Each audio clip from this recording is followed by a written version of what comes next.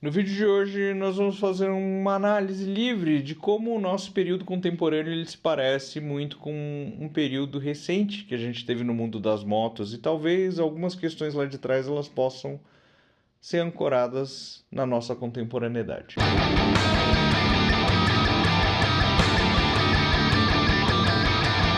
Olá pessoas, tudo bem com vocês? Tudo bom? Meu nome é Carlos Gonzalez e antes de mais nada, isso aqui não é um canal de moto igual esse que você está acostumado a seguir por aqui no YouTube, se entreter e se divertir. Nesse canal de moto, além de falar sobre motos, eu também falo sobre motos ou falo sobre a minha vida em cima de motos. Olha só que incrível, você está aqui porque você clicou numa thumbnail que indica que meu canal fala disso, olha só, e talvez o assunto te interesse. Interesse é algo que a gente tem, interesse por motocas, por conta disso eu sugiro que você considere se inscrever nesse canal. Senta na garupa e vambora. Na década de 90, do meio pro final da década de 90, a gente tinha aqui no Brasil uma série de motos, né? A gente tinha... Eu vou falar só das motos às quais eu fui apaixonado, tá? A gente tinha a Kawasaki Vulcan 800, que pra mim era uma moto incrível. Ela era trazida por importadores, importação às vezes não oficial. Era muito massa ver aquela moto rodando. A gente tinha também as primeiras versões da Honda Shadow, a Shadow 600, e depois elas passaram a ser manufaturadas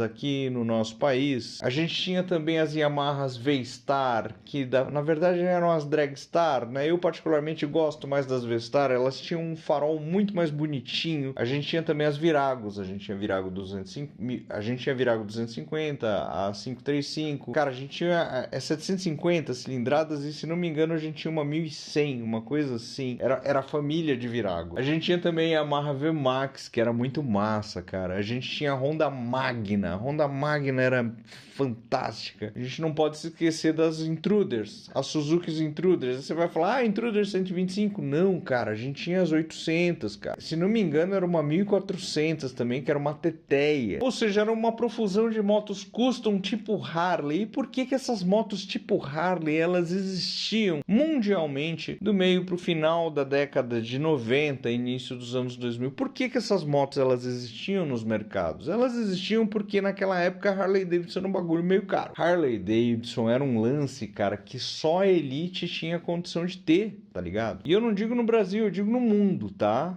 Por vários motivos relacionados à capilaridade da própria marca que acabavam fazendo com que a marca ela fosse muito cara. Aqui no Brasil, inclusive nessa época, a gente não tinha de fato a Harley Davidson instalada, ela era representada por um grupo, né? Grupo responsável que talvez de forma um pouquinho tardia, mas por uns 2 ou 3 anos, eles trouxeram também a Triumph aqui, tá? E incrivelmente também trouxeram umas Scrambler muito legais, assim. Mas aí foi mais pro final desse rolê que eu tô falando, desse período histórico. Hoje será uma live muito massa no canal Cilindrados às 10 horas da noite. Nós vamos discutir qual é a relevância, qual é a importância, qual é a pertinência, por exemplo, do projeto Cilindrados. Se você não sabe o que é o projeto Cilindrados, são vários motociclistas de todo o espectro do motociclismo que você possa imaginar, que está discutindo o nosso meio, o meio das motos, a partir de um viés um pouco mais humano. E por que não, a partir de um viés com posicionamento político, talvez um posicionamento político que você não goste. A live de hoje é justamente para a gente discutir sobre a nossa existência ou não, e a participação de você no chat na noite de hoje, na live de hoje, nessa quinta-feira, é bem importante. A gente vai ler pra caramba o que vocês escreverem ao vivo enquanto a live estiver acontecendo. Não deixem de assistir, não deixem de participar. Hoje à noite, 10 horas da noite no canal Cilindrados. Vejo vocês lá. Todas essas motos que eu citei, na época, elas eram motos caras, tá? Talvez tirando a Virago 250, que era cara pra faixa de cilindrada que ela ocupava, mas todas as outras eram motos caras. Mesmo aquelas que foram nacionalizadas de alguma forma, a gente pode pensar na Honda Shadow 600, que depois virou a Shadow 750, e a gente pode pensar também nas ações da Yamaha, ligada a Dragstar, ligada, por que não, a Midnight Star. Então, não eram motos muito baratas, não. Mas se comparadas à Harley naquela época, elas eram possíveis, bem possíveis de serem compradas. Por algum motivo, vale a pena lembrar que nosso mercado, o que aconteceu, né? Geralmente as pessoas acabavam pegando essas motos, né? E nessa época elas eram seminovas, e algumas você tirava 0 km da loja, porque o preço delas era aquele preço que era menos do que a moto de entrada da Harley Davidson. Porque o sonho de todo motociclista que curte essas motocas, vamos falar, é ter uma Harley. Essa é a real. Então todas elas custavam menos que a 883 na época carburada. Mais uma vez eu preciso lembrar, porque a Harley de fato ela praticava preços de moto da elite. E aí no final da década de 90, início dos anos 2000, começou a rolar, início até o meio dos anos 2000, começou a rolar um fenômeno muito louco, que era o quê? O preço das Harleys de entrada começou a cair, desvalorizar, tal como qualquer produto, né? Somado a isso, a Harley para de ser representada por um terceiro e implementa uma planta lá em Manaus, o que ajuda a dar uma segurada nessa produção de moto e basicamente, se o preço não cai, o preço se mantém. E as outras motos que eram manufaturadas aqui das japonesas, basicamente elas foram meio que chegando com preço. É a percepção que eu tenho, eu posso estar enganado. Até que no meio pro final dos anos 2000, basicamente, as motos tipo Harley, elas estavam custando o preço de uma Sportster 8830 km, tirada na loja da Harley. Lembrando que Harley tinham algumas Harleys espalhadas no Brasil. O que eu narrei até esse ponto era um movimento das japonesas ocuparem o mercado e dar a oportunidade para o trabalhador ter acesso a uma moto com motor V2 e farol redondo, posto que era ocupado pela Harley. Por quê? Porque ela é muito eficiente nisso, em incutir desejo na gente, né? Mas chegou num ponto que aconteceu isso, né? De repente, tudo ficou muito equiparado. As ações relacionadas a manter essas motos tipo Harley competindo diretamente com a Harley, penso eu que acabou ficando desinteressante para essas marcas e ficou no final das contas só a Harley, né? Então muita coisa foi descontinuada. De repente o line-up da Suzuki começou a ficar cada vez menor, de repente o line-up da Kawasaki começou a ficar cada vez menor, de repente a Honda e a Yamaha literalmente tiram, né? Falar, não vou mais fazer isso, né? 2013, 2014, por aí, né? 2017. Vão meio que descontinuando, fica só a Harley. E aí, de repente, a Harley muda totalmente os paradigmas. Bom, whatever. Eu sei que nos dias de hoje a Harley tá vindo na caixa, tal como ela vinha na caixa lá quando ela era representada por um grupo, quando havia um intermediário. Além disso, muda o CEO da Harley, o preço da moto dispara no mundo inteiro. O preço da moto dispara no mundo inteiro e, mais uma vez, a gente tem as empresas. Que empresas? Por que não as japonesas? Só que hoje não tem só japonesa. Hoje tem japonesa, hoje tem chinesa, hoje tem, por que não, coreana, tem indiana, tem várias empresas, tem inglesa, né? Várias empresas que olham e falam assim, beleza, a Harley tá aqui em cima. Mais uma vez a gente tem a oportunidade de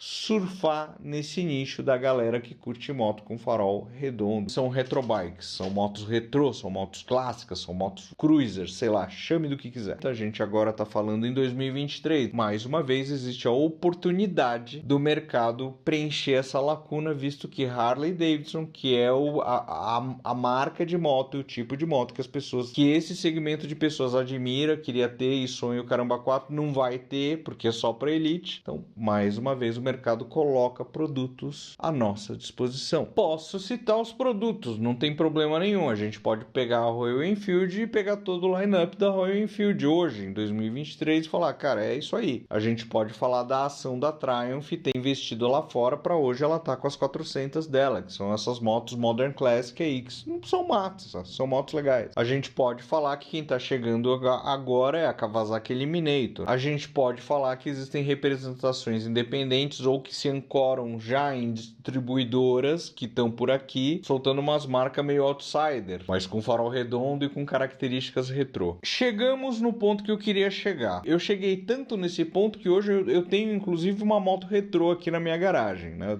Eu tenho a Classic 350, porque um dia a Triumph 400, porque um dia a Royal Enfield 350, porque um dia a Eliminator, porque um dia a Super Meteor. A gente vai olhar para trás e falar como é que faz. Tô falando de moto, 30 anos de moto, tá ligado? Um dia a minha Classic 350 vai ter 30 anos de moto. Um dia a Triumph 400 vai ser uma moto com 30 anos de idade. Um dia a Kawasaki Eliminator, a Super Meteor, a Interceptor, elas vão ter 30 anos de idade. Hoje em dia não tem mais retífica de motor, tá, gente?